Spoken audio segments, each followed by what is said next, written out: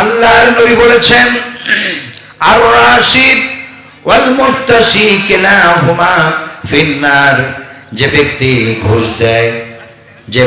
ঘুষ দেয় আর যে ঘুষ খায় উভয় জাহান্নামী। যে ঘুষ দেয় আর যে ঘুষ খায় উভয় কি? জাহান্নামী। তো আমাদের দেশের অফিসারদের ভিতরে এই লেনদেনটা আছে না নাই? আছে। আপনারা কি ঘুষ দিবেন? জীবন চলে গেলেও ঘুষের ধারে কাছেও যাবেন না। বাংলাদেশ দুর্নীতিমুক্ত হোক।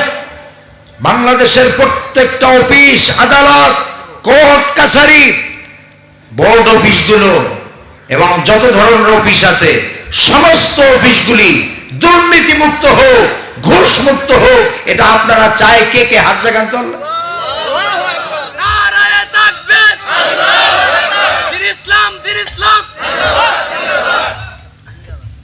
বলেন আলহামদুলিল্লাহ। আমার ভাইরা, এই যে বাংলাদেশে এখন অনেকটাই কিন্তু কমে গেছে ঘুষ, দুর্নীতি অনেকটা কমে গেছে। এই 24-এর স্বাধীনতা যে হলো 5ই আগস্টের পরে, এখন ঢাকা শহরে ওই যে কি বলে ট্রাফিক পুলিশ যারা, সার্জেন্ট যারা আগে ছিল, এরা শুধু ফলো করতো যে কোন গাড়িটা আসতেছে। তো আমাদের টুপিওয়ালাদের দেখলেই গাড়ির ভিতরে সিগন্যাল দিতই, কারণ ওরা তো সব নমরুদি বেগমের রুহানি সন্তান ছিল, ঠিক না বেটে? যার কারণে সিগন্যাল দিতই।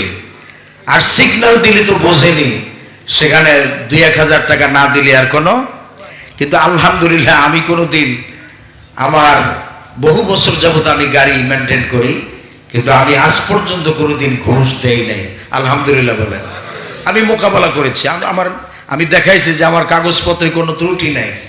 কেন আমি ঘুষ দেব? তখন দেখতাম যে চাক্কার দিকে তাকায়, চাক্কা। তা বলে যে চাক্কার দিকে তাকান কেন? সাইজ ঠিক আছে কিনা। বলে ভাই সাইজটা সবই ঠিক আছে, আপনি ঠিক হয়ে যান। তো এখন আল্লাহ ঠিক করে দিছে, এখন ঠিক করে দিছে না, এখন এতিমের মতো দাঁড়ায় থাকে ঢাকা শহরে। এখন আর দেখি না সিগন্যাল টিগন্যাল দিতে। আর ট্রাফিক যারা এখন দায়িত্ব পালন করে না, এরা চুপচাপ এক কোনায় দাঁড়াই থাকে। হ্যাঁ, মানে তখন আমি বিভিন্ন জায়গায় মাহফিলে বলতেছি এবং ঢাকায় জুমার খুতবায় বলি যে এরা যদি দায়িত্ব পালন না করে ঢাকা শহরে প্রচন্ড জ্যাম লাগুক, এই প্রচেষ্টা তাদের। এখন যারা সার্জেন্ট বা ট্রাফিক মেনটেন যারা করে, এরা চায় যে বর্তমান সরকার জনগণের কাছে নিন্দিত হোক, প্রশ্নের সম্মুখীন হোক, এজন্য কোনো কাজ করে না। এরা চুপচাপ দাঁড়াই থাকে এক জায়গায়। তা আমি বলি যে এদের পেটে চর্বি অনেক বেশি জমা হয়ে গেছে, এদেরকে বিদায় করা হোক। এদের কি করা হোক? এদেরকে বাড়িতে পাঠিয়ে দেওয়া হোক, এদেরকে ছুটি দেওয়া হোক। বাংলাদেশের লক্ষ লক্ষ ছেলেরা আজকে রাস্তায় ঘুরতেছে বেকার, কথা কর না কেন? এদেরকে চাকরি দেওয়া হোক। বেকারদেরকে চাকরি দেওয়া এটা এখন খরচ, ঠিক কিনা বলেন? সুতরাং সরকার সে কাজটি করতেছে, আলহামদুলিল্লাহ বলেন। হাজার হাজার দিনদার পরহেজগার নামাজি পুলিশ নিয়োগ দেওয়া হচ্ছে, বলেন আলহামদুলিল্লাহ। এখন যত পুলিশ দেখবেন, প্রায় পুলিশের আলহামদুলিল্লাহ হয়তো সুন্নতি দাড়ি দেখতে পাবেন। আশা করি নতুন পুলিশ যারা আসবে এবং নামাজি হবে, এরা কি হবে? নামাজি হবে। এবং অফিসগুলো থেকে চর্বিওয়ালা যে সমস্ত কর্মকর্তা ছিল, যাদের শরীরে অনেক বেশি ফ্যাট জমা হয়েছে, চর্বি জমা হয়েছে, এদেরকে ছাঁটাই করা হচ্ছে। এদেরকে কি করা হচ্ছে? ছাঁটাই করা হচ্ছে। নতুন করে এখন কর্মকর্তা নিয়োগ দেওয়া হচ্ছে ক্রমান্বয়ে।